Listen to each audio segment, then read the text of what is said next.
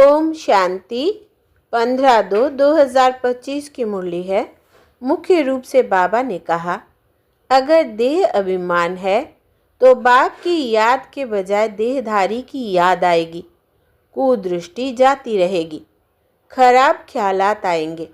यह बहुत बड़ा पाप है। समझना चाहिए माया वार कर रही है, फौरन सावधान हो जाना चाहिए। आगे कहा, कभी भी ऐसी हंसी मजाक नहीं करनी है जिसमें विकारों की वायु हो।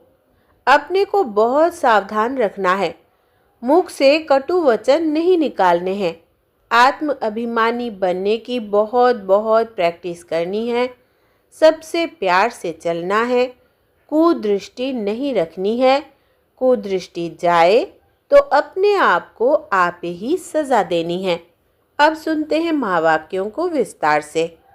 बाबा ने कहा, मीठे बच्चे, बाप तुम्हें दैवी धर्म और श्रेष्ठ कर्म सिखलाते हैं, इसलिए तुमसे कोई भी आसुरी कर्म नहीं होने चाहिए। बुद्धि बहुत शुद्ध चाहिए। प्रश्न है, देह अभिमान में आने से पहला पाप कौन सा होता है? उत्तर, अगर देह अभिमान है तो बाप की याद के बजाय देहधारी की याद आएगी, कुदृष्टि जाती रहेगी, खराब ख्यालात आएंगे। यह बहुत बड़ा पाप है।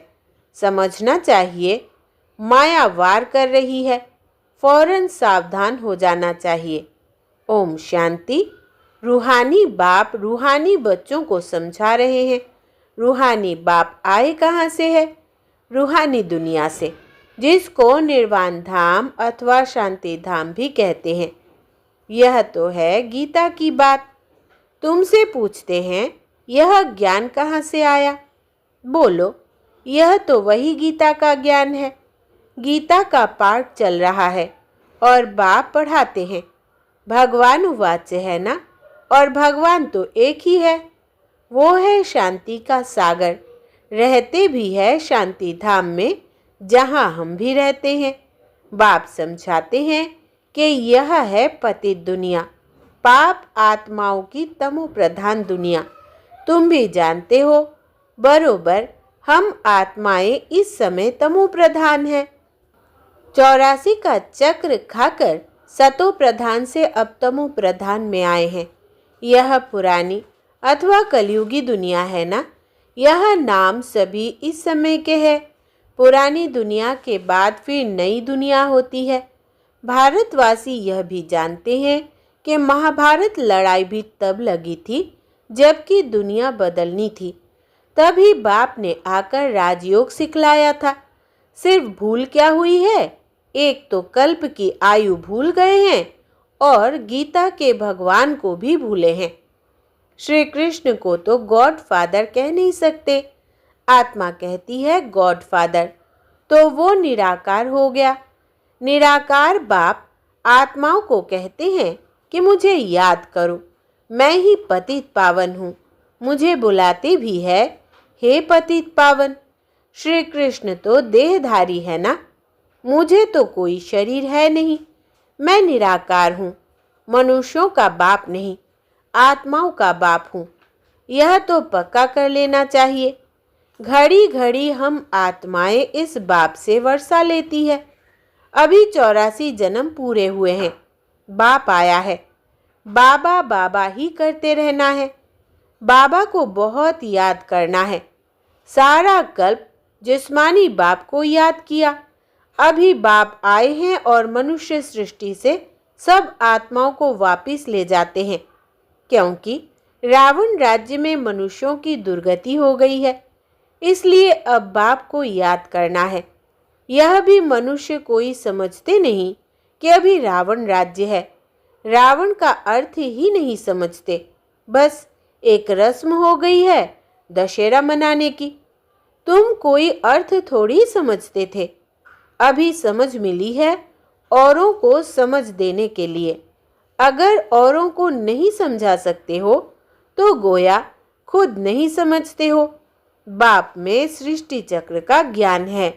हम उनके बच्चे हैं, तो बच्चों में भी यह नॉलेज रहनी चाहिए। तुम्हारी यह है गीता पाठशाला। उद्देश्य क्या है? यह लक्ष्मी नारायण बनना। यह राजयोग है ना। नर से नारायण, नारी से लक्ष्मी बनने की यह नॉलेज है। वो लोग कथाएं बैठ सुनाते हैं, यहाँ तो हम पढ़ते हैं। हमको बाप राजयोग सिखाते हैं। यह सिखाते ही है कल्प के संगम युग पर। बाप कहते हैं, मैं पुरानी दुनिया को बदल नई दुनिया बनाने आया हूँ। नई दुनिया में उन्हों का राज्य था, पुरानी में नहीं है। फिर ज़रूर होना चाहिए। चक्र तो जान लिया है। मुख्य धर्म है 4। अभी टीटिज्म है नहीं। दैवी धर्म भ्रष्ट और दैवी कर्म भ्रष्ट बन पड़े हैं। अभी फिर तुमको दैवी धर्म श्रेष्ठ और कर्म श्रेष्ठ सिखला रहे हैं, तो अपने पर ध्यान रखना है। हमसे कोई आसुरी कर्म तो नहीं होते हैं। माया के कारण कोई खराब ख्यालात तो बुद्धि में नहीं आते हैं। कुदृष्टि तो नहीं रहती है। देखो, उनकी कुदृष्टि जाती है अथवा खराब ख्यालात आते हैं तो उनको झट सावधान करना चाहिए। उनसे मिल नहीं जाना चाहिए, उनको सावधान करना चाहिए। तुम्हारे में माया की प्रवेशता के कारण यह खराब ख्यालात आते हैं। योग में बैठ बाप की याद के बदले कोई की देह तरफ ख्यालात जाता है तो समझना चाहिए यह माया का वार हो रहा है। मैं पाप कर रहा हूँ। इसमें तो बुद्धि बड़ी शुद्ध होनी चाहिए। हंसी मजाक से भी बहुत नुकसान होता है, इसलिए तुम्हारे मुख से सदैव शुद्ध वचन निकलने चाहिए, कुवचन नहीं, हंसी मजाक आदि भी नहीं। ऐसे नहीं कि हमने तो हंसी की, वो भी नुकसानकारक हो जाती है। हंसी भी ऐसी नहीं करनी चाहिए जिसमें विकारों की वायु हो। बहुत खबरदार रहना है। तुमको मालूम है, नंगे लोग हैं, उनके ख्याल विकारों की तरफ नहीं जाएंगे। रहते भी अलग है, परंतु कर्मेंद्रियों की चलायमानी सिवाय योग के कभी निकलती नहीं है। काम शत्रु ऐसा है जो किसको भी देखेंगे योग में पूरा नहीं होंगे तो चलायमानी जरूर होगी। अपनी परीक्षा लेनी होती है। बाप की याद में ही रहो तो यह कोई भी प्रकार की बीमारी ना रहे। योग में रहने से यह नहीं होता है। सतयुग में तो कोई भी प्रकार का गंध नहीं होता है। वहाँ रावण की चंचलता ही नहीं जो चलायमानी हो। वहाँ तो योगी लाइफ रहती है। यहाँ भी अवस्था बड़ी पक्की चाहिए। योग बल से यह सब बीमारियां बंद हो जाती है। इसमें बड़ी मेहनत है। राज्य लेना कोई मासी का घर नहीं। पुरुषार्थ तो करना है ना। ऐसे नहीं कि बस जो होगा भाग्य में सो मिलेगा। धारणा ही नहीं करते, गोया पाई पैसे के पद पाने लायक है। सब्जेक्ट्स तो बहुत होती है ना। कोई ड्राइंग में, कोई खेल में मार्क्स ले लेते हैं, वो है कॉमन सब्जेक्ट। वैसे ही यहाँ भी सब्जेक्ट्स है, कुछ ना कुछ मिलेगा। बाकी बादशाही नहीं मिल सकेगी। वो तो सर्विस करेंगे तब बादशाही मिलेगी। उसके लिए बहुत मेहनत चाहिए। बहुतों की बुद्धि में बैठता ही नहीं है, जैसे कि खाना हजम ही नहीं होता। ऊंच पद पाने की हिम्मत नहीं, इसको भी बीमारी कहेंगे ना। तुम कोई भी बात देखते न देखो, रूहानी बाप की याद में रहे, औरों को रास्ता बताना है, अंधों की लाठी बनना है। तुम तो रास्ता जानते हो। रचयिता और रचना का ज्ञान, मुक्ति और जीवन मुक्ति तुम्हारी बुद्धि में फिरते रहना है, जो जो महारथी है। बच्चों की अवस्था में भी रात दिन का फर्क रहता है। कहाँ बहुत धनवान बन जाते, कहाँ बिल्कुल गरीब। राजाई पद में तो फर्क है ना। बाकी हाँ, वहाँ रावण ना होने कारण दुख नहीं होता है। बाकी संपत्ति में तो फर्क है, संपत्ति से सुख होता है।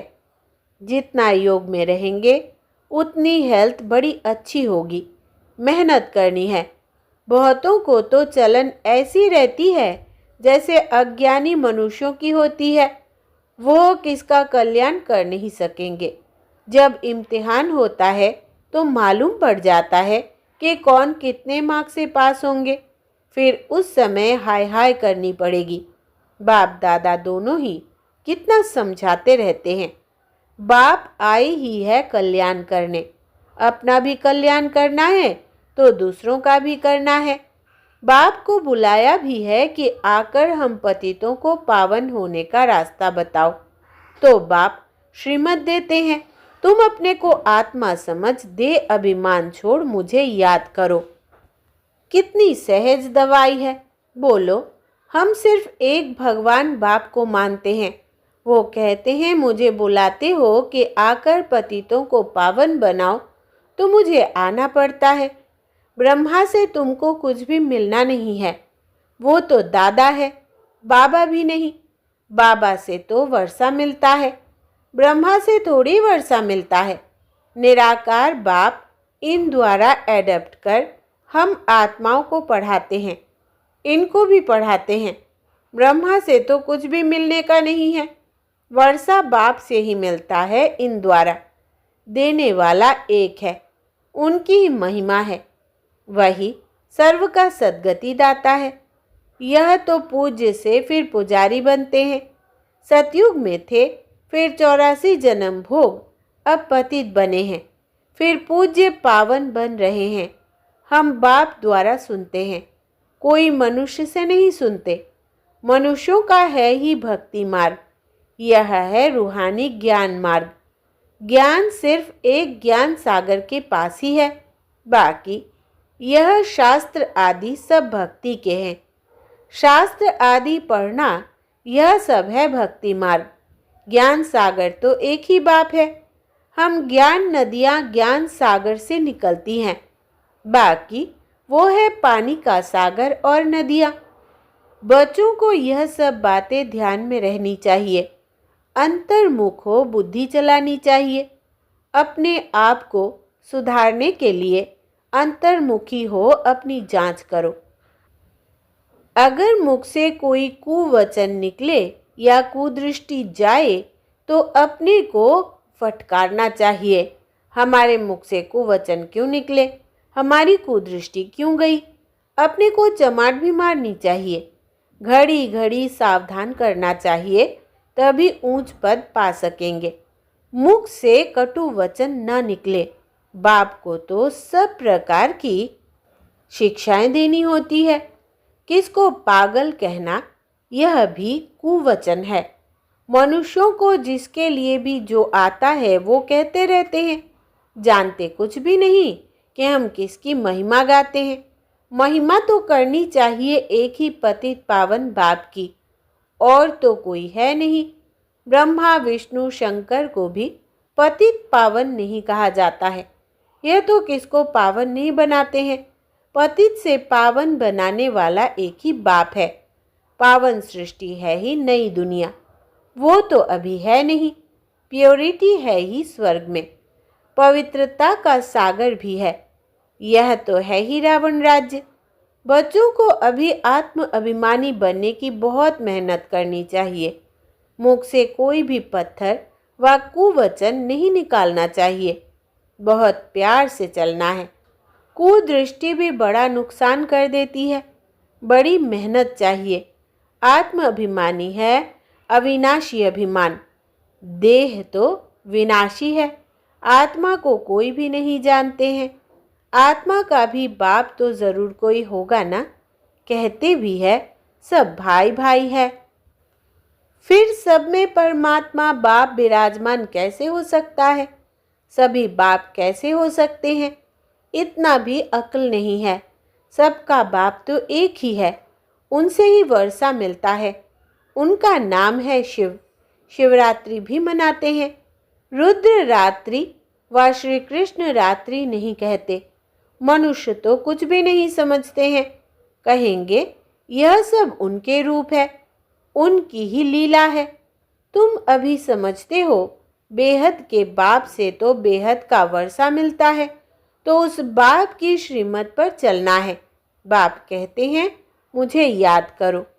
लेबर्स को भी शिक्षा देनी चाहिए, तो उन्हों का भी कुछ कल्याण हो जाए, परंतु खुद ही याद नहीं कर सकते तो औरों को क्या याद दिलाएंगे।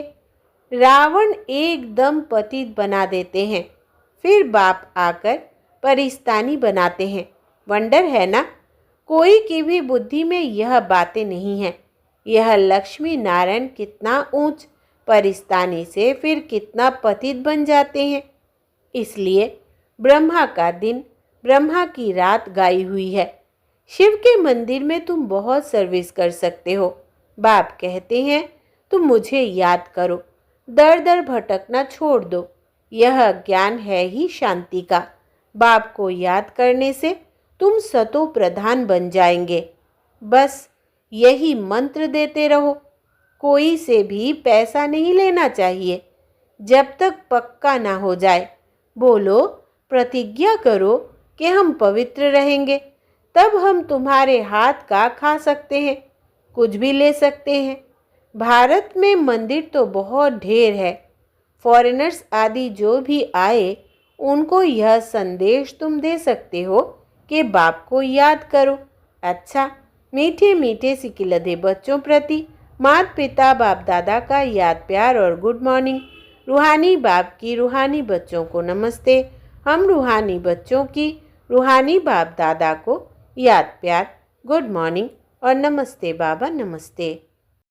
धारणा के लिए मुख्य सार। पहला, कभी भी ऐसी हंसी मजाक नहीं करनी है जिसमें विकारों की वायु हो। अपने को बहुत सावधान रखना है, मुख से कटु वचन नहीं निकालने हैं। दूसरा, आत्म अभिमानी बनने की बहुत बहुत प्रैक्टिस करनी है। सबसे प्यार से चलना है, कुदृष्टि नहीं रखनी है। कुदृष्टि जाए तो अपने आप को आप ही सजा देनी है। वरदान है, निरंतर याद और सेवा के बैलेंस से बचपन के नाज नखरे समाप्त करने वाले वानप्रस्थी भव। विस्तार है, छोटी छोटी बातों में संगम के अमूल्य समय को गंवाना बचपन के नाज नखरे हैं। अब यह नाज नखरे शोभते नहीं। वानप्रस्थ में सिर्फ एक ही कार्य रह जाता है, बाप की याद और सेवा। इसके सिवाय और कोई भी याद ना आए। उठो तो भी याद और सेवा, सो तो भी याद और सेवा। निरंतर यह बैलेंस बना रहे। त्रिकालदर्शी बनकर बचपन की बातें व बचपन के संस्कारों का समाप्ति समारोह मनाओ, तब कहेंगे वानप्रस्थी। स्लोगन है, सर्व प्राप्तियों से संपन्न आत्मा की निशानी है संतुष्टता। संतुष्ट रहो और संतुष्ट करो। सर्व प्राप्तियों से संपन्न आत्मा की निशानी है संतुष्टता। संतुष्ट रहो और संतुष्ट करो। अव्यक्त इशारे। एकांत प्रिय बनो, एकता और एकाग्रता को अपनाओ। एकांत एक तो स्थूल होती है, दूसरी सूक्ष्म भी होती है। एकांत के आनंद के अनुभवी बन जाओ तो बाहर मुक्ता अच्छी नहीं लगेगी। अव्यक्त स्थिति को बढ़ाने के लिए एकांत में रुचि रखनी है। एकता के साथ एकांत प्रिय बनना है। अच्छा, ओम शांति।